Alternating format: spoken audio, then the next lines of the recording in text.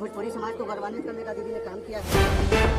जी हाँ दोस्तों, जैसे कि आप लोग को पता होगा कि आकांक्षा दुबे के निधन के बाद भोजपुरी इंडस्ट्री के सभी कलाकार आकांक्षा दुबे के घर पे जाकर उनकी मां का साथ दिए और हौसला बढ़ाए। जी हाँ दोस्तों, अब तक की सबसे बड़ी खबर ये सामने आ रही है। आप लोग को बता दें कि भोजपुरी इंडस्ट्री के कलाकार राकेश मिश्रा पहुंचे आकांक्षा दुबे के घर उनकी माँ से मिलने। जी हाँ दोस्तों, आप लोग को बता दें कि राकेश मिश्रा ने कहा कि आकांक्षा दुबे के साथ ये बहुत गलत हुआ और आकांक्षा दुबे के साथ ऐसा नहीं होना चाहिए था। और दोस्तों, आप लोग को बता दें कि राकेश मिश्रा ने कहा कि हमें अभी आकांक्षा की मां का साथ देना चाहिए और आकांक्षा को न्याय दिलाना चाहिए। तो दोस्तों, आप लोग अपना राय कमेंट बॉक्स में जरूर बताइएगा। अगर आप लोग को ये अपडेट अच्छा लगा हो तो हमारी वीडियो को लाइक और चैनल को सब्सक्राइब जरूर कर ले।